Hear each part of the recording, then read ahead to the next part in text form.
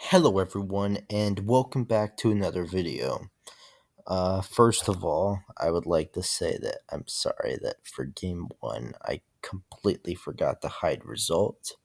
Um, so that was unfortunate, but here we are for game 2. So I made sure to hide the result for this game. So yeah, so pretty standard setup again.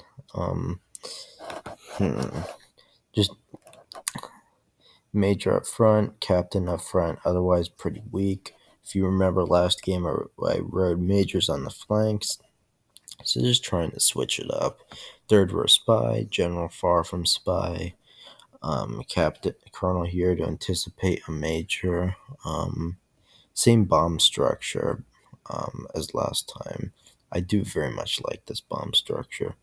However, I can't really use it too much more often, else it'll become obvious.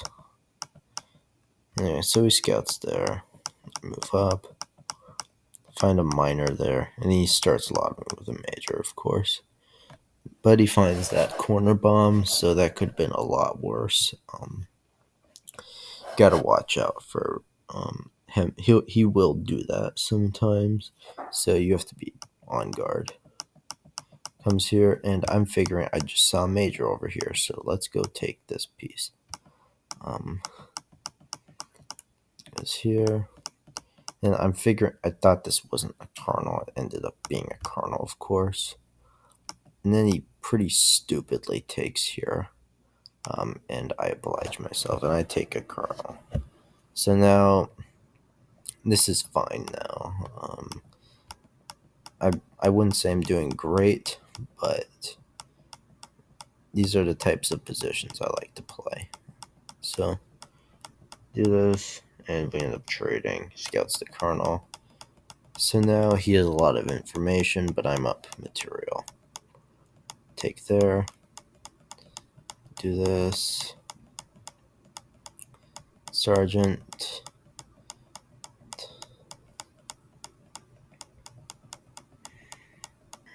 Find that bomb. So that's good. And then moves in here. I'm thinking this could be a general or colonel, so I decide not to take. And now I move here, and he does not like try to do anything. He just leaves it here. I know he knows this is a major, but if it's the general, then he risked. He took a huge risk with me just taking with minor. Then he gives away his entire informational advantage, and he's still down the colonel.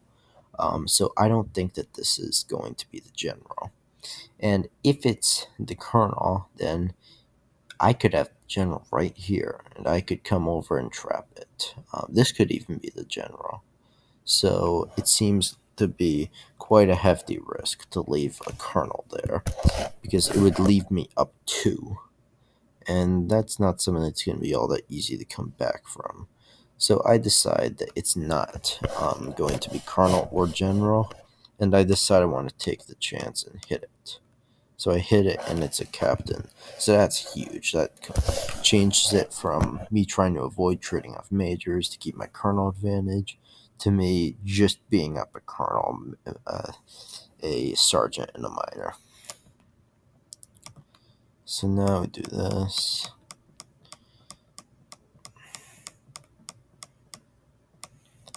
He does not want to take that captain with that piece. I move in here. Bomb comes in. Now he wants to,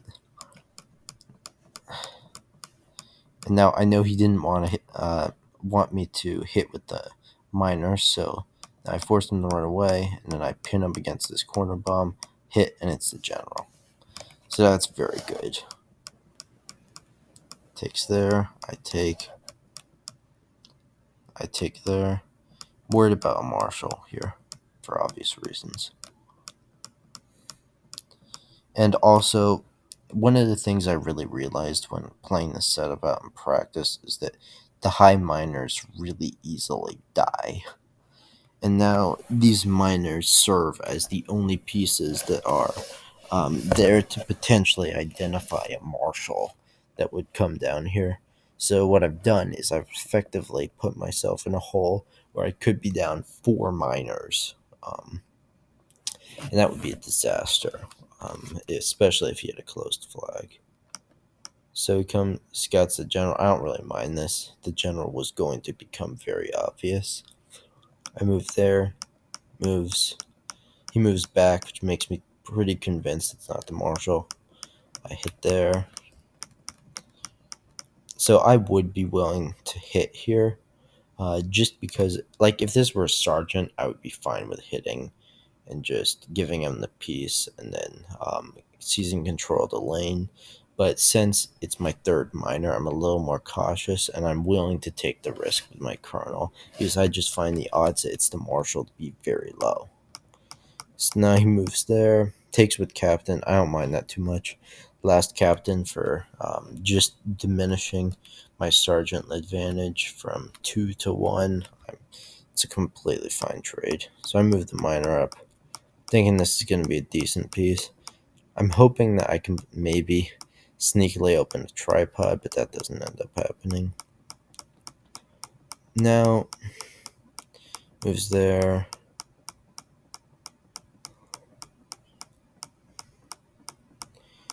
Moves there. And I decide that I'm going to move up against this piece because if it's the marshal and he takes, then I can just ram through the center. So, move in here. In retrospect, it would have been justifiable to move in between, but there were 2 reasons I didn't want to do that. One, it's possible it's just the marshal, and I lose the colonel, and he maybe comes in, because both of these are obviously not the spy. This isn't going to be the spy. It's lying wide open. He knows this isn't the spy. He knows this isn't the spy, so we could have a field day moving in. If it is the marshal, and if it isn't, then he goes here. Then I go here, here, and if I want to win my free piece, I have to take, and then potentially risk him going left, and then taking here and opening my tripod. So I go here, there, major. That's completely fine with me. Now I am down a lieutenant now, but I've gotten a piece off the board, and now remember that his miner was very scared. Well, both these 2 pieces did not want anything to do with that miner, so I'm thinking this is likely going to be marshal and spy or marshal spy, one of the 2. Maybe one's a colonel. I don't really know, but I do know that those are pieces of interest, and the more pieces around this area that are traded off, the easier it's going to be to keep track of them. And once I identify one, then either the spy or the marshal, that's going to make this game way easier to win. So we do this. I'm pretty sure this is a nothing piece, and I know that he's not expecting me to just come with a colonel, because I've been coming with trash pretty often. He's probably expecting a scout or sergeant. So he had to get a lieutenant. That's pretty good. It could have been better, but it was pretty good anyway. Move here. And now I just like to identify. And yeah, I made a mistake here, which could have been a lot worse.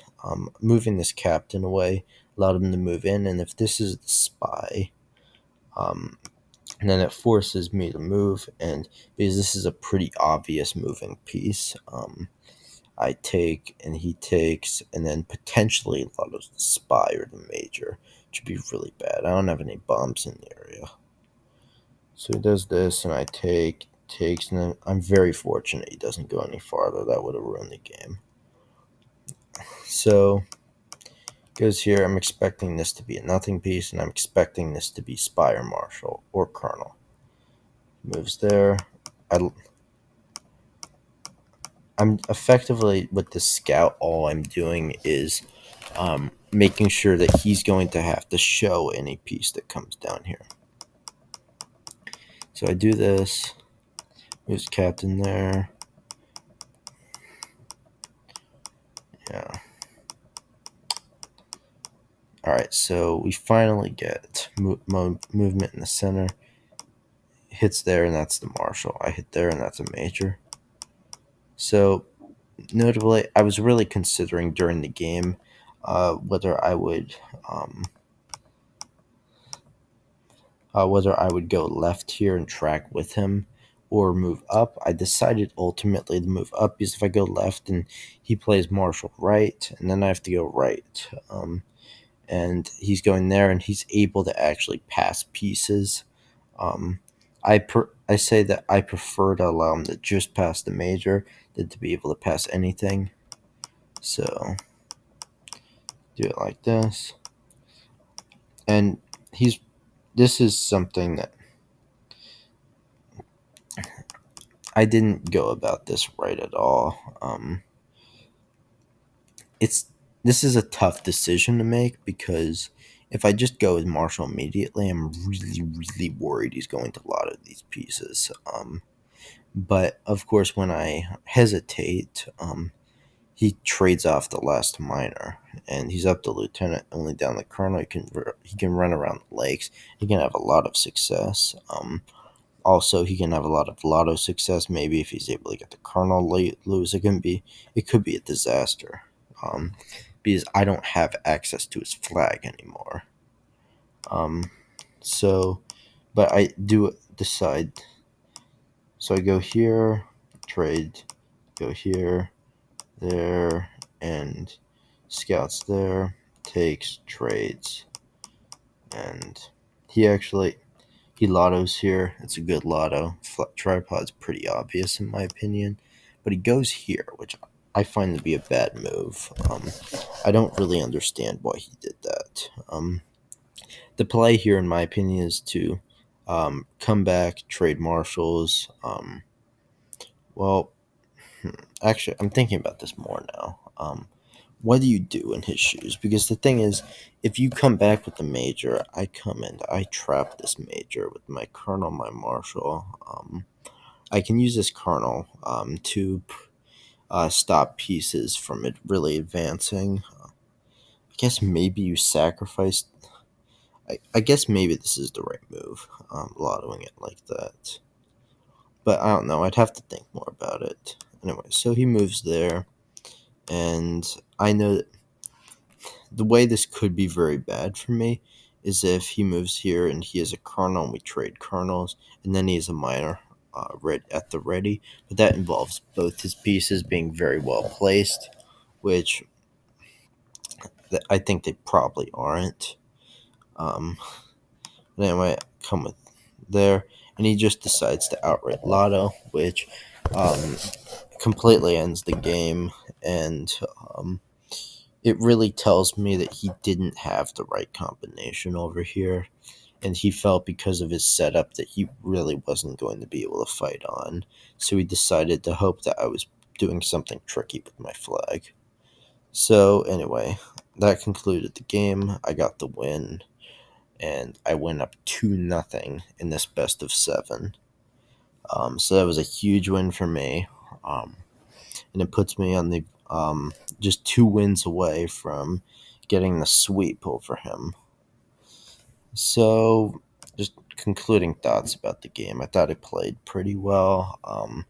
He came out a bit too aggressive in the early set. He never managed to get that kernel back, and I just managed to outlast him. I got the clear calls on his pieces, and he was forced to go about a very aggressive attack with his obvious marshal. And yeah, things completely fell apart for him. So he probably he just should have been less aggressive in the opening. Like aggression, it really can help you sometimes, but a lot of the time it'll just completely fall apart. So you have to be very careful, like what risks you decide to take, especially in the early game. Sometimes in the late game, you're forced to take risks, but there was no such force here. He made a lot of unforced errors. So anyway, thanks to you all for watching, and I'll see you guys soon.